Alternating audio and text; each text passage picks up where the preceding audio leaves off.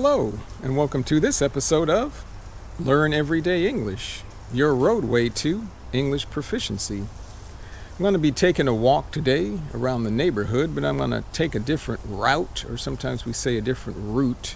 Route may be more common.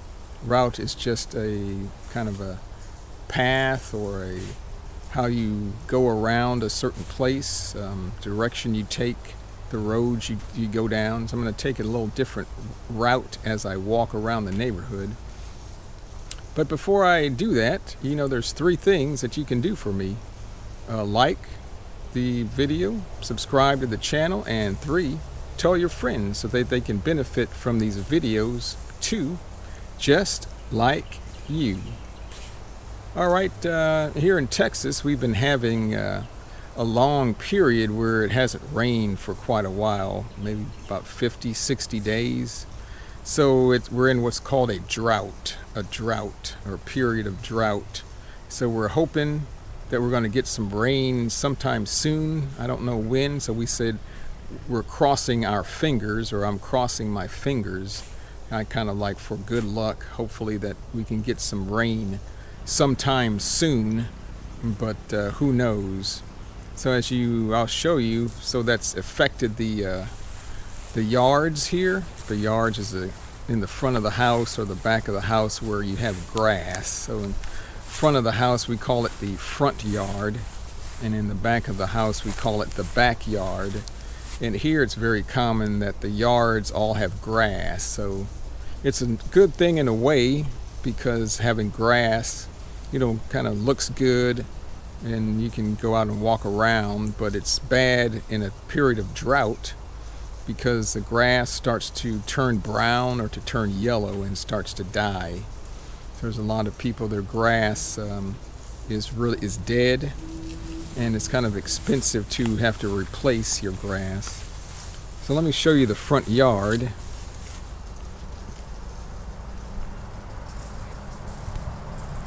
So here's the front yard. We've been watering, I guess, a little bit every day. There is no water rationing yet. Rationing, whereas you have to conserve water, and maybe you can only water at specific times of the day. There's no water rationing here yet, but maybe in the future if this continues for too long. But as you can see here, the grass closer to the street has turned brown and yellow, and it is dying. So hopefully we can get some rain soon so the grass doesn't totally die. We say totally die or die all the way. So that's the situation with the grass. But my neighbor here across the street, I'm going to walk across the street, he's lucky because he has 2 things that we don't have at our house. One, he has a water sprinkler system. I'll show you that, where he has lines in his yard that are connected to a source of water, so he can water his grass, or we say water his lawn. Another word for grass is like a lawn. You can see the water. So he has water sprinklers that are placed in certain spots in his yard, and the water comes out of the little small water lines through a sprinkler head, and it shoots the water out, or it sprays the water out to water the grass. So as you can see, his grass looks pretty good because he's got a water sprinkler system. And also he has a water well. So my neighbor has a water well on his property, which is not common here at all. Nobody else, I think, has a water well. We don't have a water well. We just get water from the pipes that are in the street underground. But I think he was one of the original owners here in the neighborhood. And way back then, he was able to build a water well, so he has 2 options to get water. So that's a good thing for him. Also, I want to show you, I'm going to take a walk down the street, but there's some what we call markers. I'll show you those. So here you can see there's some wooden stakes in the ground. And the stakes, tied to the stakes are, we say, ribbons. This one has a ribbon that's colored white and red, and here's a stake with a ribbon that's orange and green. And these usually are markers. We call them markers, and they locate or tell you where there may be underground utility lines. Underground utility lines, like maybe telephone cables, underground gas pipes, water pipes. Here's another marker that's in the ground, and I'll show you that. This is a little bit bigger. As you can see here on the top, it says AT&T. AT&T is a telecommunications company. Underground cable, warning on the side. So this is good if somebody starts to dig. You'll know, hey, well, be careful. And it says call before you dig, 811. So whenever they're doing construction work in the street, you need to call this number 811, and they will come out and identify where the line is, so you don't say hit the line. Okay, I'm just going to keep walking down the street and see what we can find. But this is an asphalt road that I'm walking down, as opposed to a concrete road or concrete street. Or sometimes instead of saying asphalt, we'll say blacktop, a blacktop road, because the road surface is kind of black looking. And I'll show you that. So this is the asphalt or blacktop road. Here, as I'm passing my neighbor's house with the sprinkler system, you see this kind of roundish, oblong tank.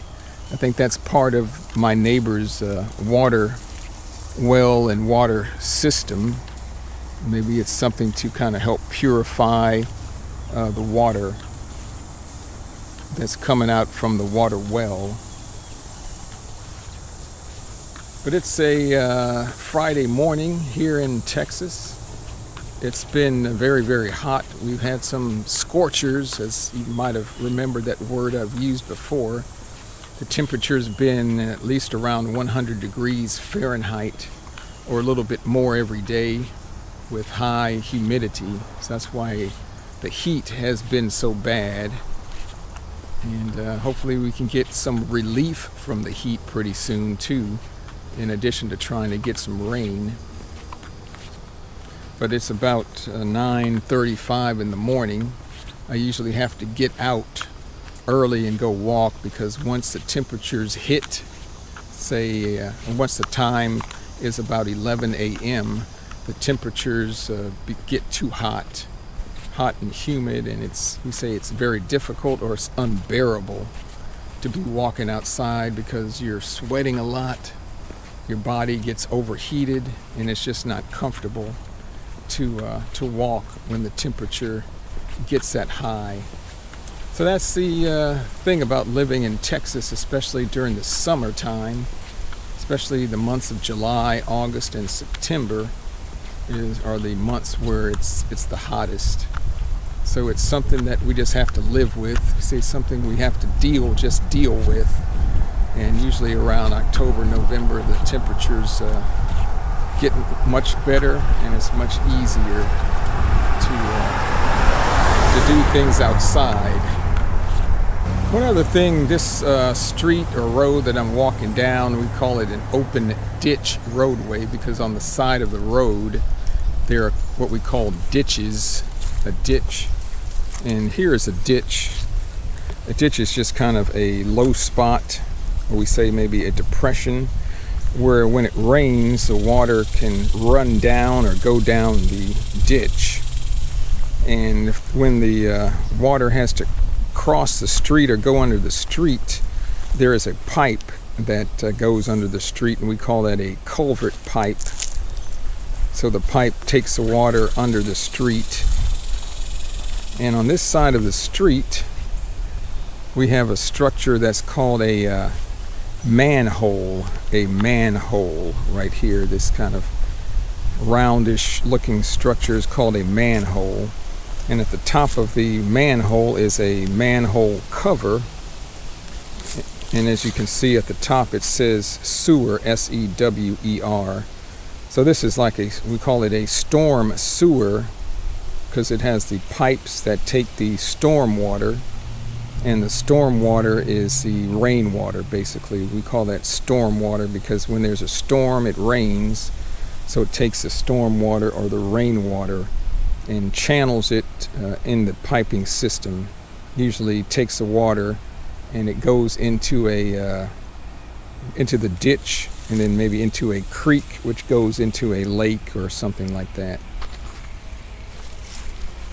So all of this is part of what we call the drainage system. The drainage system. So to drain means like to take liquid or water and move it away from an area. So we call that the drainage system. There's another system here in homes. It's called the sewer system, but it's called the sanitary sewer system.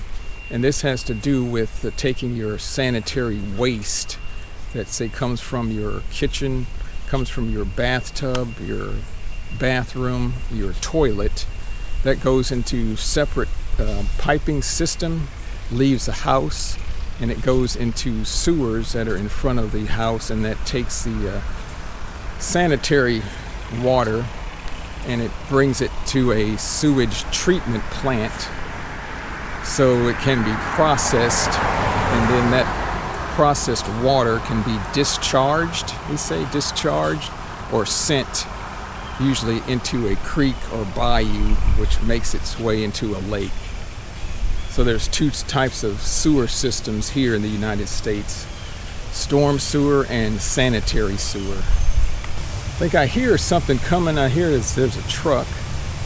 This looks like it's a street sweeper, so it runs down the streets and it sweeps the street, sweeping up trash, maybe dirt and debris. So I'll show you what that looks like.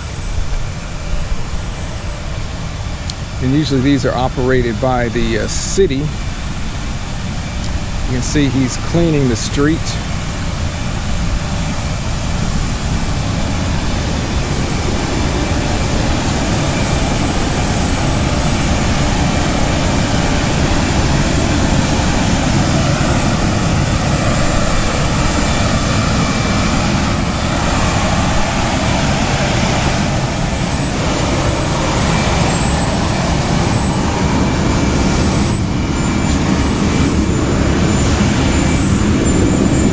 That was a kind of nice opportunity. You were able to see what that looks like, but that's called a street sweeper, and it's operated by the Public Works Department here in our city. And it just looks like it also had some water, which it squirted or put on the street to help wash away some dirt. So that's called a street sweeper. Here in the neighborhood that I live in, the area that I live in the neighborhood is an older area. I think the houses were built in the 70s or 80s, 1970s or 80s. And we say bigger lots or more land. And it was like that for a long time, but recently there's been a lot of development, or a lot of people that are moving from the big city, maybe like Houston. They're trying to get out of the city. Maybe they're retiring. They're older people. They don't want to live in the big city. Maybe there's too much traffic, too much crime. So they like to move out from the big city, or move away from the big city to smaller towns, because the pace of life is slower, it's more relaxing, and it's quieter, it's more peaceful, there's more trees. They can enjoy their retirement. So what has started to happen is more people begin to move away from the city, move up to towns like this, they need a place to live, and a lot of times they have money. They want to buy a house. So usually there's some vacant land, we say, and a developer can come in and develop, we say, or put together a neighborhood in a small area where the developer is going to build homes and then sell those homes to people that want to move up here. So this is what's happened. I'm going to show you. There's a tract of land that had a lot of trees on it, so a developer came in. I'll show you that now. So a developer came in, looks like bought this land or bought this property. And what he did, and what's typical, they just clear all the trees. To clear, that means they just cut down everything and just made the land just clear with nothing there, which I don't understand. They should at least leave some trees, but maybe it's easier for them. So the developer comes in, he clears the land, and they built this road here, this asphalt road. And what you see, they've already built a sidewalk. This is all recently new. They built this roadway, and you can see this road is a little bit different. It has a small curb on the side to help keep the water in. But each one of these pieces of land here is called a lot. So they divide this land, this big tract of land, into smaller portions, and each one of those is called a lot. So I don't know, maybe in this area they can probably have 10 lots where they're going to build 10 homes, and then they'll sell those 10 homes. But they have this, so it looks like they've already put all the utilities in to the lot. Let me walk up here. So you can see here there's some utilities. You probably already have the underground electric, water, and everything. And as you can see, they have this black barrier, this black fabric right here. And they have this all around the street. And this is, the black fabric here is for erosion control. So when it rains, you know, all this sand and dirt that's on this side tends to wash off. We say wash off or run off into the street. And here, we don't want that to happen. So they put this black, we call this fabric, or kind of plastic material, to prevent a lot of the dirt, as you can see here, and soil from washing into the street. Because what happens, once the dirt and soil washes into the street, then it runs down the street, or goes down the street, we say, into the, we call storm drain. Storm drain. The storm drain is just like a opening where all the storm water goes down into the pipes underground, but it carries too much dirt, and they say it clogs up the storm drain, as you can see. So here is the storm drain, which is totally clogged up. We say clogged up with dirt, so the water can't go down this drain. So this is the storm drain, but see, it's totally clogged up.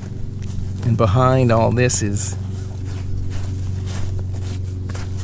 the storm drain where the water is supposed to go down, but it's totally clogged up with soil, so that's the problem. Okay, I'm finishing walking around the loop in this development, and here we have what's called a fire hydrant. So if there's a fire, the fire trucks can, say, hook their hoses up to this and get water from the pipes that are underground to fight the fire. But I also wanted to show you, well, here you can see in the sand that I'm walking on, there are some tracks. We say tracks, looks like dog tracks, or prints from where the dog's paws have made impressions in the sand. But too, I wanted to show you this sign. So this is the sign that the developer of this small little area that it put here, and this is like an advertisement. So it says Spring Lake New Homes, with the picture of kind of what a new house is going to look like. Apparently the name of the developer is called Stylecraft. There's their website. Phone number if you're interested in maybe purchasing a new home. You can call that number, and it says visit our model in Sterling Ridge. So Sterling Ridge must be another development where there's homes somewhere in the area, and you can go visit and look at a model house, which is kind of a sample house you can walk into and get an idea of what a new house is going to look like. So this is very common here in the States,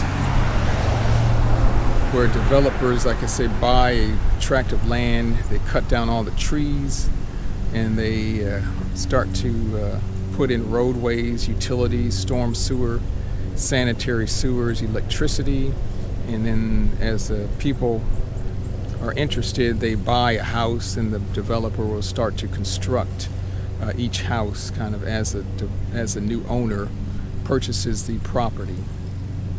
And in this part of the area, I don't know, sometimes they have the estimated price of how much a new home is going to cost. Here I would probably say a new home is going to cost between $250,000 and maybe $300,000, $350,000. So it's not cheap, but housing prices have gone up considerably, we say, or quite a bit, since the pandemic. And it's been, we say, a hot market. The housing market has been very hot. That means a lot of people are wanting to buy, so the prices have gone up. So as we continue our walk, I'm going to show you these we call these little flags. They're yellow and orange flags that are in the grass, and these are, again, I'll turn the camera, forms of like utility markers. They're telling people, hey, under the ground there are utilities. So this orange one says AT&T, ATT, which is buried cable, telecommunications cable. These yellow ones say buried gas. So there are gas lines under the ground, so you wouldn't want to dig and hit those. And they've also, we say, have some spray paint, yellow spray paint on the ground to identify kind of where the lines are at. And there's orange paint kind of identifying where the AT&T cable's at. And these yellow paint markers go across the street. You can see that. And then across on the other side of the street there are more utility markers for buried gas and AT&T. As we're continuing our walk around the neighborhood, this is a asphalt street, but it is call it curb and gutter street, so you can see the curb a lot better. Let me turn the camera. So this is a asphalt street, but as you can see, this area here on the side of the road where I'm pointing is called the curb. And the curb acts as kind of a channel or a small wall. When it rains, it keeps the water in the street and keeps it kind of a little away from getting up and into the houses. Then it channels the water down the street into storm drains and takes into pipes that take the water away from the neighborhood. So this is called a curb and gutter street, as opposed to an open ditch street or open ditch roadway, which I showed you earlier. So the curb and gutter street and open ditch roadway are the two types of streets that we have in neighborhoods here in the U.S. that are very common. Okay, I'm coming up on something else that I wanted to show you here in the neighborhood. And these are very common here in cities and neighborhoods in Texas and the U.S. And this is called a water tower. And it's part of the say public works infrastructure. Infrastructure means like the system of utilities that a system has that provides a water, sewer services to the residents. All of the things that go along with that we call infrastructure. This is called a water tower, or sometimes a big water tank, but normally it's a water tower. I'll show you what that looks like. So this is called a water tower. It has a big tank, or we say a holding tank, that holds a lot of water at the very top, and it's sitting on top of a kind of circular concrete structure that holds a tank. And what this does, this provides water pressure in the water system in the neighborhood and the surrounding area, because the water is elevation that is higher than the street. So it creates what's called a pressure head. You may not need to know that or want to know that, but it creates a pressure head and increases the pressure in the water line or piping system, and especially in peak demand when everybody's trying to use the water at the same time. Sometimes the water pressure can drop, but having this water tank can help even out the pressure and maintain pressure in the water line system in the neighborhood. So again, this is called a water tower. And finally, I guess what I want to show you here in the neighborhood, coming up on my left, is a very important part of any type of city or municipality. Sometimes we say municipality. So another word for city has to do with another, say, infrastructure department, but this is the fire department. So these are the men and women that say fight fires or put out fires that happen to come up in the city. So to my left is a kind of typical or traditional fire station. I'll show you that. So as you can see, the fire station is a building, and it has 3 open bays, we say, where the fire trucks park. And the men inside, stay and live there for their shifts. And I guess when there's a fire, they can jump on the fire trucks and go out and fight the fire. So as you can see in the fire station, there were three trucks that were inside the fire station. Let me walk across the street. And typically the people that work for the